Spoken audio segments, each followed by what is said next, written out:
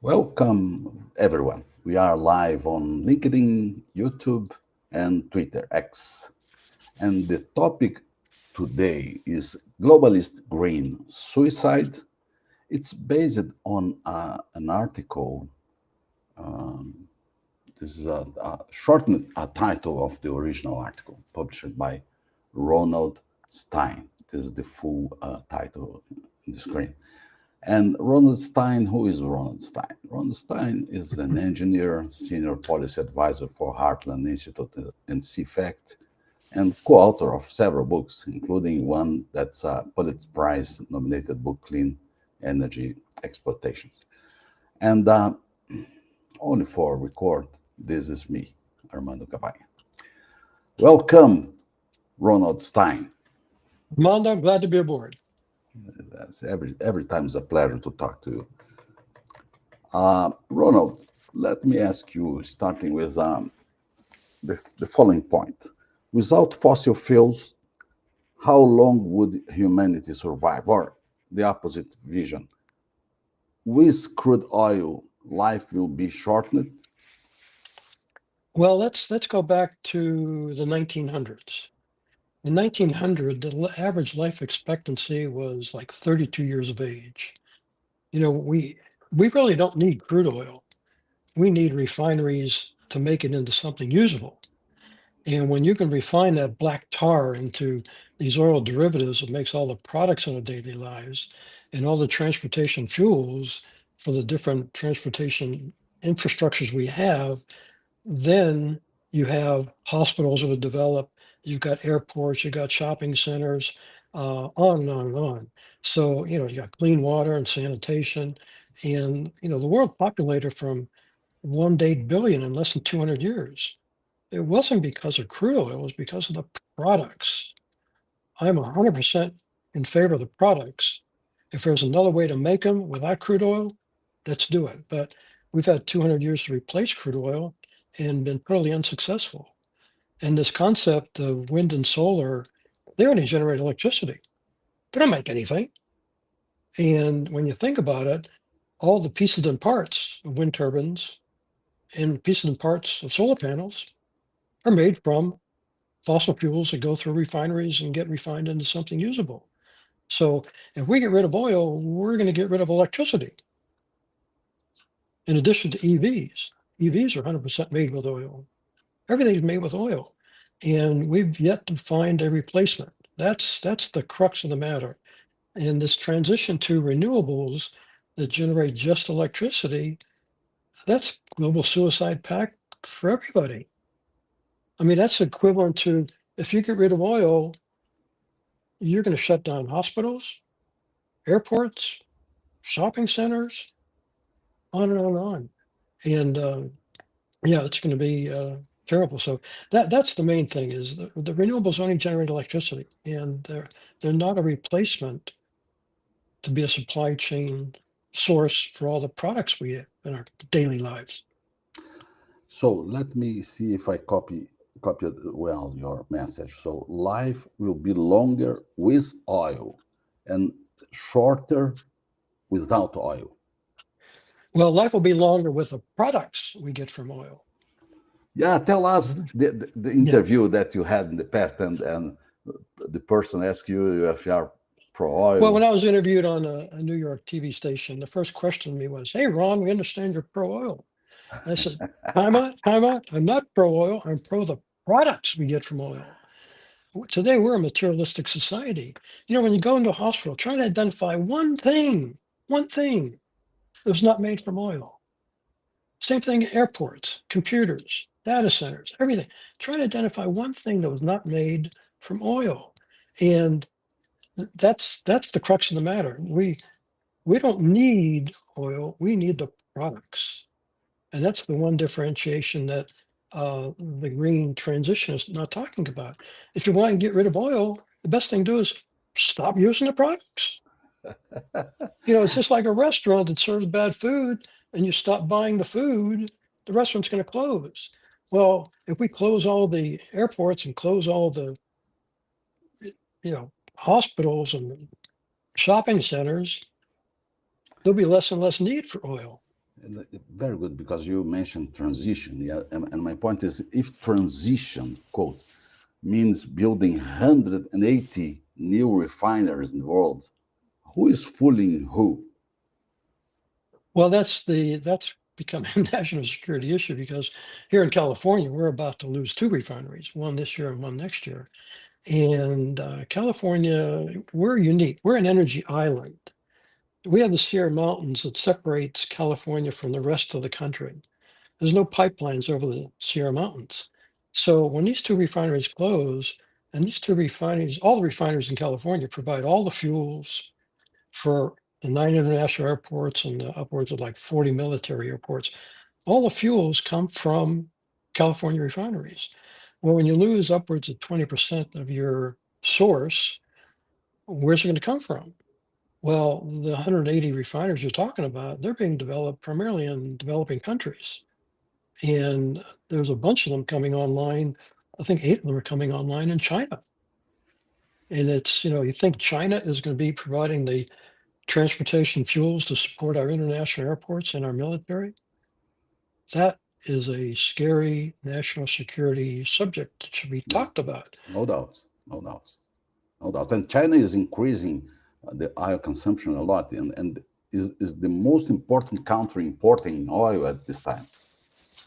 Well, the developing countries are the ones that are using it. Um, when you think about it, 80% of the 8 billion on this planet, they're living on less than $10 a day. They haven't joined the Industrial Revolution. Yeah, that's right. It's the other 20% that's, quote, using all the oil. And, you think about, well, if these refineries close, we just build another one. Well, refineries take like upwards of 1,000 and more acres, plus pipelines, to and from the facility. The numbers are staggering. And, to get a refinery built in the United States with all the permitting we have, it would take decades. It would take government mandates to Yeah. basically build it. And so it's a lot easier to build it in countries that don't have any, regulations and don't have any labor controls. And so, yeah, it's gonna be a challenge. And Mhm. the idea of living on electricity, because when you think about it, electricity can charge the iPhone, but it can't Or make cannot the make. iPhone. And that's a good point. Uh, And like I said, yeah, everything that needs electricity is made from oil. oil, It's the oil products, products. oil That's the refineries. thing we've got to talk about, the products. How do you supplant the supply chain of all the products that are demanded by society? Yeah. And like I say, if you want to get rid of oil, stop the demand. But no one's going to tell people to stop the demand. They're picking on oil. Well, like I say, oil is useless. I mean, refineries wouldn't exist if we didn't need the products. Uh, Good evening, Paula Kerber. Thank you for coming. Let me ask you, 181 new refineries. Where will the refinery will be located? You know that? Primarily in Southeast Asia, I think there are a lot of them are being developed down there, but they're primarily in developing countries. I mean, that's the easiest place to build them because in developed countries, you get a lot of regulations and, Yeah. like you say, you just can't get it permitted. But Governor in, Newsom rules. oh, don't talk about him. Uh, yeah, So but it can be a real challenge. regulations very strong in developed countries. This is a reality. Yeah, Oh yeah, Europe yeah, and yeah, United States, both places. exactly. When you got developed countries and everybody wants a, clean environment that they can see, they don't want any of that dirty stuff around. But are they really protecting the environment and people? What are they thinking? These people that let's see, make Well, forbidden. on a short-term basis, they're protecting what they can see. But like I say, if these two refineries are going to close in California, well, the fact that we're going to be getting our transportation fuels, quote, from China, those refineries, the emissions in China, Californians don't breathe that air. Yeah, with a We only law. breathe the air. We only breathe the air within the borders of California. Yeah. So yeah, it's a short-sighted approach. It's got to come from somewhere. And the bottom line is you really got to when you talk about transitioning, you got to talk about transitioning from the product supply chain. Hmm. Is there a possible transition possibility? Yeah. And, we've had crude oil around for a couple hundred years and haven't been able to supplant it. So it will be prime times ahead. Interesting.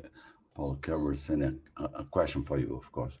Who benefits from the energy transition? China, who produce wind turbines and solar panel and use coal to produce these parts? That's right. But, here in the developed countries, when they use coal, we don't breathe that air. We only see the wind turbines and the solar panels. Yeah, yeah, that's right. Uh, uh, tell me the point of food production. Food production worldwide is so important, of course, but Oh they yeah, are yeah, they go are ahead. produced with fossil fuels supporting the fertilizer and things like that. Well, yeah, So, nearly half the world's population, that's like 4 yeah, billion people, are dependent on synthetic fertilizers that are made from fossil fuels. If you go back a couple hundred years, we didn't have fertilizers, and it was tough to grow food and feed people close to the, yeah, location now. But it's going to be an eye opener as the days go on, because current refineries, they're getting old. And I know here in California, I think both Phillips and Valero have just thrown their hands up.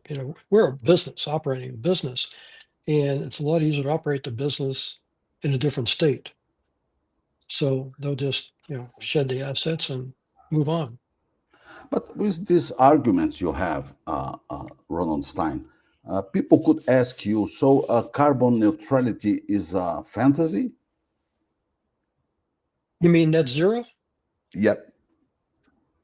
I think net zero is a fantasy, yes. Only if you want to, keep the same lifestyle.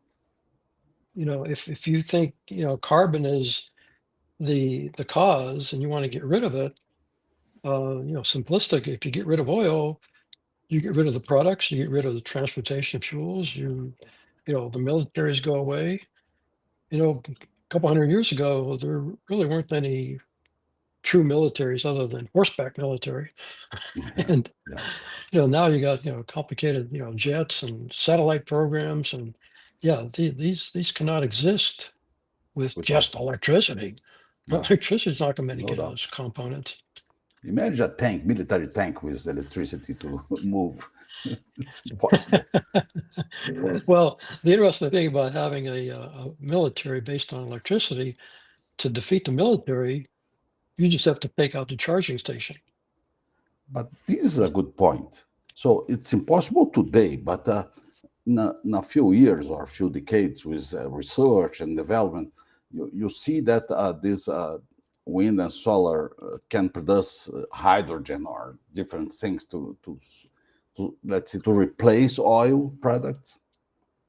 Well, hydrogen comes from crude oil. Yeah, yeah, And so it all circles back. yeah. Like I say, the main thing is, crude oil is black tar. It's useless. And people keep picking on oil as the problem, but it's not oil. Oil is just the foundation of all the products. Mhm, If you lessen the demand for the products, there'll be less demand for oil. Now, the scary thing is the fact that, 80% of this planet, we got 8 billion on the planet. So there's like 6 billion people that are living mhm, on less than $10 a day. If they join the Industrial Revolution and enjoy the same lifestyle as we do in the wealthy developed countries, the demand for those products is going to go skyrocketing. mhm. Yeah, yeah, And yeah, it's, the developing countries are building these refineries and they'll be able to, manufacture the oil derivatives that come out yeah. of that crude oil. To support And development, yeah, of course. Yeah, yeah, and the developing countries that we keep, regulating ourselves into, more and more costly routines, it's the cost of living is going to be much, much higher in developing countries. And we'll be looking to those undeveloped countries to provide products we need. yeah. Let me show you a question from Paulo Kemmer. Net zero is the end of humanity. Do you agree with that? Well, I do. I mean, think about it. If you get rid of oil and quote get down to net zero, uh, the product supply chain that's supporting hospitals and airports and shopping centers and everything else goes away. I think you would wind up losing billions of people going backwards like that. And she puts another question over the previous one. What about degrowth? Well, that is degrowth. That would basically reduce the size The of the quantity of population. people in the world. That's the meaning of Exactly. it. Yeah. Yes. Yes. But doing what? Killing them? Well, they would, probably die of starvation. Yeah, starvation. Yeah. I mean, think about it. If your lifestyle, if you lost the supply of chain of products for, your medications, your heating and ventilating, I mean, everything goes away. And, right now the lifespan is, I think, over 75 years old. And so, yeah, if the lifespan goes down to 32 years of age, there's a lot of people over 32 years of age that Yeah. that may not be around. Yeah. That's right. So That's yeah, right. it is. I think it would cause degrowth because renewables only generate electricity, and like I say, you can have a iPhone, a computer, a TV, a defibrillator, an X-ray machine, but electricity can make them operate, but electricity cannot make those machines. So, do you expect that we have a long time to have replacement for oil? Something that can replace oil. Well, we've had 200 years to do that, and still working on that. Mhm. So I don't see any effort to do it other than to, Yeah. just try and overregulate and try and keep zero emissions on what you can see, which causes the price of products to Wow. go up, and electricity is going up, and everything is going in one direction, up.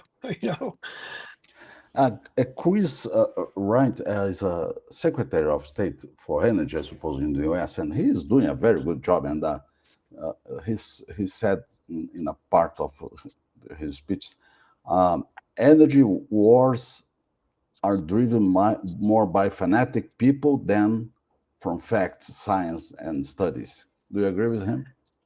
I agree. Yeah, it's the people that have the microphones, basically the elected officials, and we have, I think, very few that have logic and reasoning behind them. But a lot of them firmly believe that renewables are going to replace fossil fuels. Yeah, yeah, And if they're preaching into the microphone, and laws are being created to support that, we're mandating, wind turbines, we're mandating, solar panels, we're subsidizing them.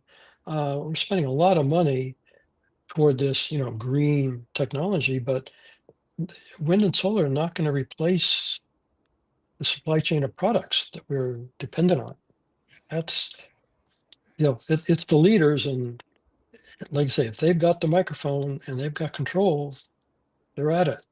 yeah, Yeah, I think the people we have in the White House today is a very small number of people that recognize that it's a suicide pact for the rest of humanity. yeah. This word suicide is strong. Well, my God. Yeah, Yeah, because we're killing the humanity without energy, without options, products. exactly right. Yeah, you're going to get rid of fertilizers. It's helping feed half the world. Yeah, It just goes on and on and on. But the main thing is people should try to identify something that's not made with fossil fuels. When you're traveling, going to the hotel, going to a restaurant, I mean, everything you look at is made from fossil fuels. we could ask to people that could be watching us to write the LinkedIn post that you are that this post to find products that are not made by oil. It's a challenge. Yeah, well, you're going to get down to, thousands of years ago, people made things out of wood, Yeah, that type of thing. But it takes a long time to grow a tree, to get the wood to do that. But yeah, it's, like I say, we're a materialistic society, and I just can't overemphasize that. And the, the fact that wind and solar, in their inability to make any products, they only generate electricity. Yeah, And then they generate electricity under favorable weather conditions. yeah. And if you don't have favorable weather conditions, then they're not even doing that. Mhm. Paul Kerr is asking you, where did these type of ideas come from, Mr. Stein? No, you have a commitment to answer to her now. I, I I don't have a lot of confidence in our elected officials because uh, they say with a lot of conviction, we're going net zero. Sounds good. Well, we'll vote for that person. yeah, And then once they're voted in, they're obligated to go to net zero and stick to the plan. So yeah, the reality is we're not facing reality. That's the challenge. we have COP30 in the end of this year in Brazil, and people are being prepared to discuss and to imagine the type of meetings that are planned to have. Yes, I would love to have a discussion with like Governor Newsom.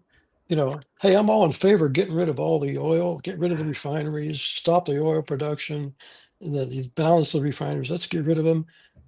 But how are you going to support the hospitals? How are you going to support the airports? How are you going to support the fertilizers that's feeding the 35 million people Yeah, just in California? Where's the asphalt going to come from? Who's going to make the tires? Who's going to make the insulation? Who's going to make the wires? I mean, it's crazy. Yeah.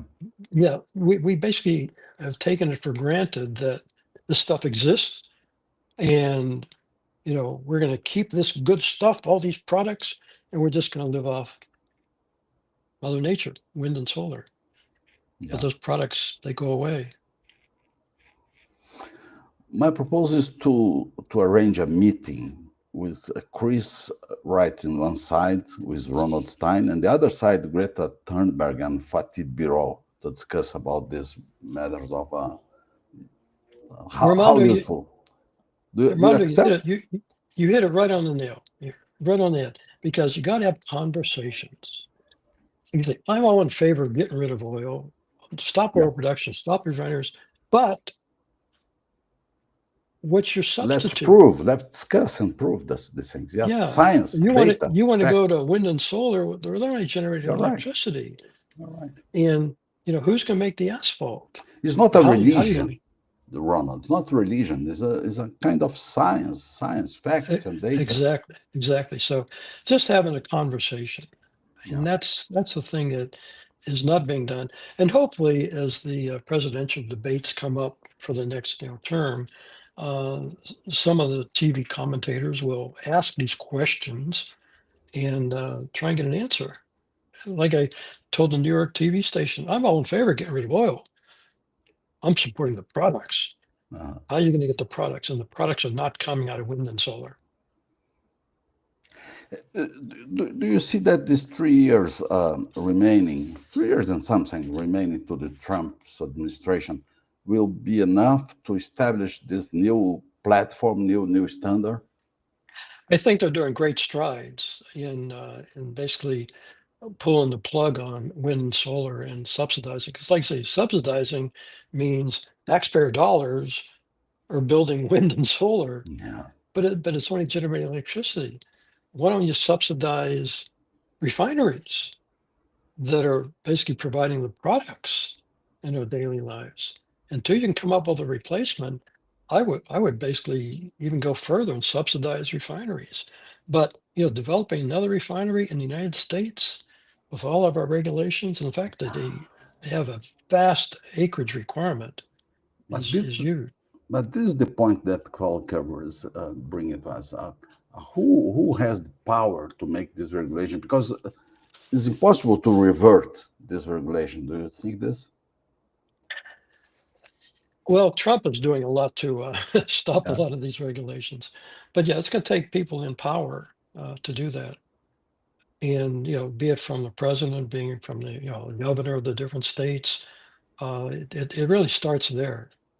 And if you don't have the support from the top, then you're not going to get any support from all the different people and pieces and parts that make all the rules and regulations. We have a drum in Brazil. It's equatorial margin. It's very close to Venezuela area. It's a very big reserve, expected, of course. Yes, So big as pre-salt in the south part of the country. And we are taking more than 10 years to have the license from the environmental institutes to right. allow us to start producing there. Start exploring, not producing. See that? Yes. Well, the interesting thing too you want to think about is, how much oil is there on Earth? I know technology keeps changing. You got fracking, et cetera. You Mhm, got different ways to find more and more oil, but oil is a natural resource of planet Earth. And at the rate we're extracting it, just for the developing countries, that's scary. mhm. And when you think about there's 6 billion people that I want to say are using no oil because they're making less than $10 a day, they're really primitive type people. If they join the Industrial Revolution, the amount of oil being extracted would be humongous. You'd need a lot of refineries to process it. And then the question is, how much reserve is there? And there have been projections of like less than 100 years. But with technology, what if that 100 years turns out to be 500 years, 1,000 years? Sounds like a big number, but Armando, think about it. This 4 billion-year-old planet is going to be here with or without us Yeah, 1,000 years from now. that's right. And, if we don't find an alternative to support the supply chain of products, yeah, humanity is going to be challenged. Mhm. Yeah, yeah, yeah. The quality and all aspects, including the main basic resource, as you mentioned, hospitals and things like that. Yeah, Oh yeah, yeah, we're back to the horse and buggy days, and there's only so many horses around. yeah. Yeah, my final comment for your finalization is let's ask Governor Newsom to call Ronald Stein to talk a little bit with him and have a coffee with him because I'm ready.